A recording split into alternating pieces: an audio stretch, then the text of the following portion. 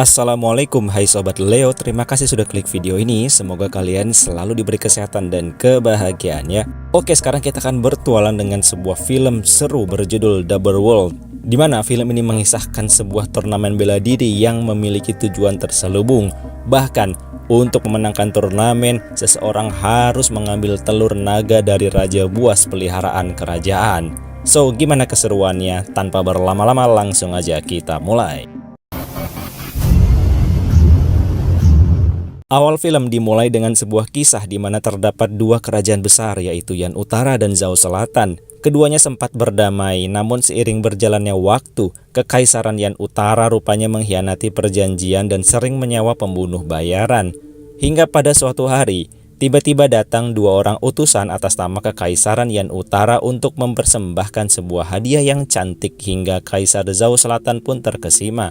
Namun ternyata itu adalah jebakan yang sangat berbahaya bagi kaisar. Untungnya para pengawal luar biasa sigap dalam menangani ancaman, hingga akhirnya kedua pembunuh bayaran pun dapat ditumpas dalam waktu sesingkat-singkatnya.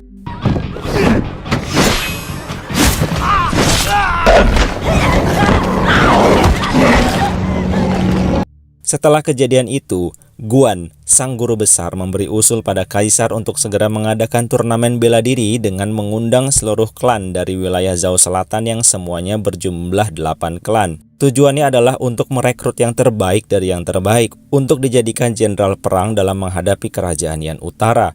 Sang kaisar pun setuju dan tanpa waktu lama, guru besar tersebut segera mengutus para elang untuk memberi kabar pada seluruh klan di wilayah selatan.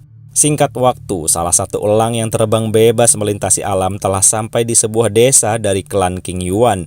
Di sana sang ketua klan langsung mengumpulkan orang-orang dan memberitahu kalau kaisar memerintahkan bagi tiap klan untuk mengutus 3 perwakilannya ke ibu kota kerajaan untuk mengikuti turnamen bela diri.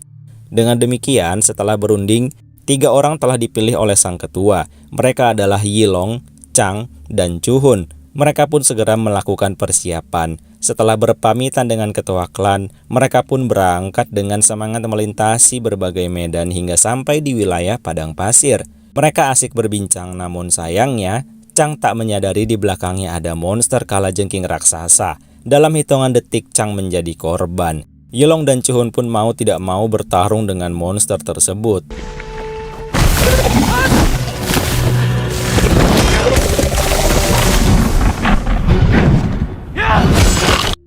Hingga akhirnya Chuhun berhasil memotong salah satu capit yang membuat kedua monster tersebut kabur. Perjalanan pun harus segera dilanjutkan. Mereka memutuskan untuk merekrut orang baru seiring berjalannya petualangan. Hari semakin gelap dan malam pun tiba, lalu mereka berdua beristirahat. Namun di tempat berbeda alias di istana kerajaan Zhao Selatan, ternyata guru besar Zuan adalah seorang pengkhianat yang bekerja sama dengan kerajaan Yan Utara untuk menghancurkan kerajaan Zhao Selatan dari dalam. Di mana pada intinya, rencana jahatnya akan segera berjalan setelah turnamen bela diri selesai di ibu kota kerajaan.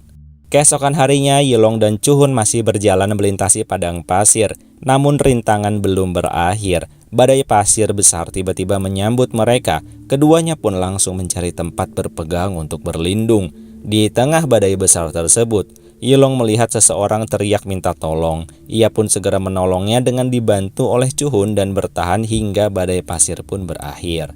Setelah kondisi aman, Yilong dan Chuhun bertemu dengan orang yang tadi mereka selamatkan, yang ternyata orang tersebut adalah ketua klan Kadal bersama dengan 2 petarungnya. Sebagai ucapan terima kasih, ia memberi salah satu kuda cadangan kepada Yilong dan Chuhun. Lalu, singkat cerita, petualangan dilanjutkan hingga akhirnya mereka pun sampai di ibu kota kerajaan. Di sana para petarung dikumpulkan dalam satu ruangan. Namun rupanya sempat terjadi sedikit keributan antara seorang gadis bernama Jinggang dengan salah satu klan.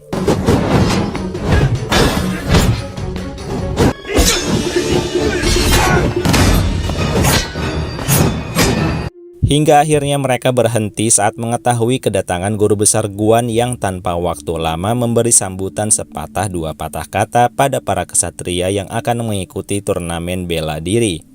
Turnamen akan dilakukan esok hari. Sebelum itu, Yilong dan Chuhun berjalan keliling kota hingga bertemulah mereka dengan Jinggang yang menyadari bahwa Yilong dan Chuhun kekurangan orang. So dengan demikian ia pun menawarkan diri untuk masuk ke dalam tim mereka.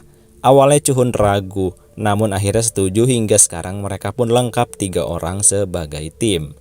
Singkat waktu tibalah esok hari di mana turnamen diadakan dengan sangat megah. Seluruh kesatria berbaris menurut klannya masing-masing di sekitar arena dan dikelilingi oleh banyaknya penonton dari ibu kota kerajaan. Misi di hari pertama adalah mereka harus berlomba mencapai tepian di seberang mereka. Hanya 3 klan tercepat yang dapat melaju ke babak berikutnya. So, babak pertama pun dimulai.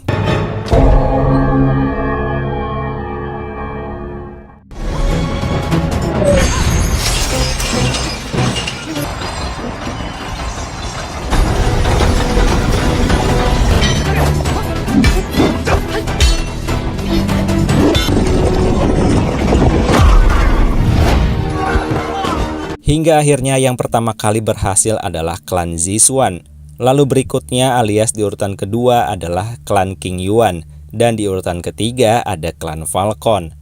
Dengan demikian babak pertama pun usai. Malamnya mereka kembali berbincang agar saling mengenal satu sama lain dan beristirahat hingga tibalah esok hari di mana babak kedua dimulai.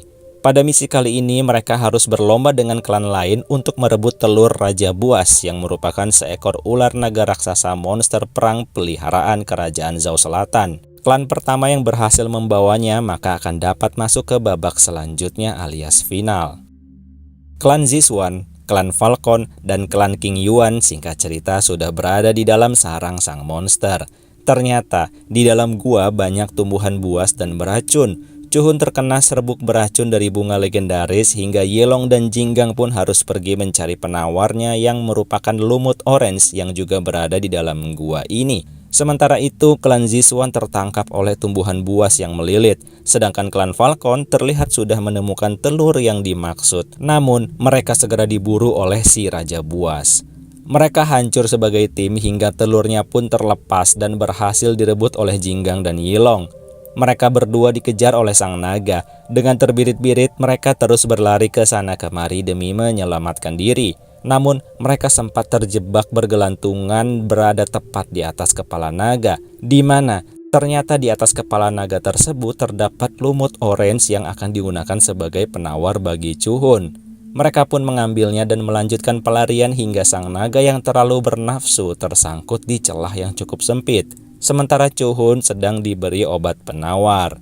Melihat sang naga tersangkut, Yelong bukan memanfaatkan kesempatan untuk kabur. Ia justru menolongnya agar terlepas dari celah sempit tersebut dengan alat seadanya. Setelah itu ia pun mencoba berbicara dari hati kepada sang naga bahwa ia memerlukan telurnya sebagai syarat dari turnamen kerajaan Zhao Selatan. Dan apapun hasilnya nanti, baik menang atau kalah di final, Yelong berjanji pada sang naga akan mengembalikan telur tersebut. Ajaibnya sang naga pun seperti paham dan merasa punya utang budi padanya hingga mereka pun selamat keluar dari sarang Raja Buas tanpa kekurangan apapun sekaligus membawa telurnya ke ibu kota kerajaan. Tanpa basa-basi, guru besar Guan pun memberi selamat pada mereka, namun ia menjelaskan bahwa di babak final hanya ada satu pemenang yang akan diberi gelar Jenderal Perang Kerajaan Zhao Selatan. Oleh karena itu nantinya mereka harus bertarung satu sama lain, yang mana hal itu di luar dugaan mereka. Tapi itulah peraturan di babak final nanti dan tak bisa diganggu-gugat. Setelah itu mereka pun terlihat kebingungan karena tak mau membunuh satu sama lain. Namun saat itu tiba-tiba muncul entah dari mana sosok wanita berjubah yang berkata pada Yelong bahwa sebenarnya mereka tak perlu saling bunuh. Dan mereka bertiga pun diajaknya ke sebuah tempat yang dikenal sebagai hutan mistis di mana semua kebenaran akan terungkap. Mereka pun mengikuti wanita tersebut hingga tiba-tiba sampai di sebuah tempat ajaib dalam hutan di mana batu-batu berterbangan. Di sana masa lalu berbicara pada Yelong bahwa ternyata ia adalah anak kerajaan dari raja sebelumnya di Yan Utara. Yelong awalnya sangat tak percaya dengan hal itu karena ia hanya tahu di klan King Yuan dirinya hanyalah anak yatim piatu yang dibesarkan oleh sang ketua klan. Tapi itu semua pudar saat si wanita menyuruhnya mengoleskan darahnya di lengan. Seketika muncullah tato keemasan yang merupakan tanda bangsawan kerajaan Yan Utara. Chuhun dan Jinggang pun pergi kesal setelah mengetahui kenyataan tersebut. Lebih lanjut, si wanita berjubah mengatakan bahwa Yilong harus kembali ke wilayah Yan Utara untuk merebut kembali tahta dan menghentikan permusuhan yang lambat laun akan menyebabkan perang, sebagai salah satu rencana dari guru besar Guan yang sebenarnya menginginkan kehancuran bagi kerajaan Zhao. Sedangkan Yilong harus memikul tanggung jawab agar perdamaian tetap terjaga antara dua kerajaan besar. Di sisi lain, sayangnya Jinggang dan Chuhun terkepung oleh guru besar Guan dan pasukannya yang rupanya telah mengawasi gerak-gerik mereka menuju hutan mistis untuk mencari kebenaran. Pada akhirnya Jinggang dibunuh dan Chuhun dibawa hidup-hidup ke ibu kota kerajaan dan akan dituduh sebagai pengkhianat di depan kaisar yang sebenarnya tak mengetahui apa-apa. Singkat cerita, Yilong ternyata tak menuju Yan Utara, melainkan ia pergi kembali ke ibu kota kerajaan setelah melihat tombak Chuhun yang terjatuh. Dan sesampainya di sana, ia berpapasan dengan pria dari klan Falcon yang telah kalah. Yilong pun segera memberitahu kebusukan guru besar Guan untuk menghancurkan kerajaan Zhao Selatan dimulai dengan memecah belah tiap klan. Lalu Yilong pun memintanya agar mengumpulkan anggota klan yang tersisa untuk menggagalkan rencana jahat si guru besar, alias mata-mata dari Yan Utara. Sedangkan Yilong bergegas ke istana untuk menyelamatkan Chuhun yang ternyata saat ini sedang difitnah di depan kaisar oleh guru besar Guan, yang mengatakan bahwa di babak final ini Chuhun berencana untuk membunuh sang kaisar muda. Dengan begitu, eksekusi pun segera dilaksanakan dan saat pedang hampir memotong leher Chuhun, Yilong pun datang menghadap kaisar dan dengan pintarnya ia pura-pura mempercayai fitnah guru Guan dan meminta izin pada kaisar untuk bertarung dengan Chuhun yang dianggap pengkhianat. Itu dilakukan agar ia bisa mengulur waktu sambil menunggu datangnya bantuan dari klan lain. Melihat rencananya terganggu, rupanya guru besar Guan menjalankan rencana lain yang ternyata ia telah menaruh orang-orangnya di antara penonton dan memulai kerusuhan hingga semua terlihat kacau. Di tengah kerusuhan, Jenderal Guan terlihat melindungi sang kaisar dan menaruhnya dalam ruangan. Dan ternyata Jenderal Guan saat itu terang-terangan mengatakan bahwa ia akan menghancurkan kerajaan Zhao pada sang kaisar dan keluarganya. Sang kaisar pun marah, namun ia dikurung dalam sebuah ruangan tertutup. Tak lama kemudian, datanglah bantuan dari klan yang tersisa demi melindungi kerajaan Zhao Selatan. Yilong berhasil mengalahkan pengawal kepercayaan guru Guan yang juga seorang pengkhianat. Pertarungan pun semakin menjadi-jadi. Rupanya guru besar Guan sudah mempersiapkan mekanisme untuk membakar istana dengan memenuhi sumber air istana dengan zat mudah terbakar, yang tujuannya agar seluruh kerajaan Zhao Selatan habis dilahap api bersama sang kaisar. Sedangkan dirinya sendiri terbang menggunakan alat yang sudah dipersiapkan. Api semakin membara hingga masuk ke ruangan kaisar. Seluruh keluarganya menjadi korban sesak nafas dan tertiban pintu. Saat itu untungnya Chuhun bersama yang lainnya berhasil menyelamatkan sang kaisar muda dari ledakan dahsyat akibat kebakaran. Sementara itu di luar sana, Yilong dengan ketangkasannya berhasil menjatuhkan guru Guan dari rencana kaburnya. Setelah si pengkhianat jatuh, Chuhun dengan sigap langsung menghajarnya hingga tewas di tempat. Dan setelah kondisi terkendali, sang kaisar muda menobatkan Chuhun menjadi jenderal besar sekaligus guru besar kerajaan Zhao Selatan. Sementara itu, Yilong meminta izin untuk mengembalikan telur naga sang raja buas. Keesokan harinya, Chuhun yang telah resmi menjadi jenderal dan Yilong pergi ke kuburan Jinggang. Di sana mereka sepakat untuk tetap bersahabat dan menjaga perdamaian. Yilong juga berkata bahwa dirinya akan kembali ke kerajaan Yan Utara untuk membereskan semua yang menjadi tanggung jawabnya. Namun sebelumnya tentu ia akan kembali ke sarang sang raja buas seorang diri lalu mengembalikan telur tersebut dan film pun berakhir. Jadi gimana menurut kalian? Terima kasih sudah menonton dan semoga bisa dinikmati ya. Leo Files pamit.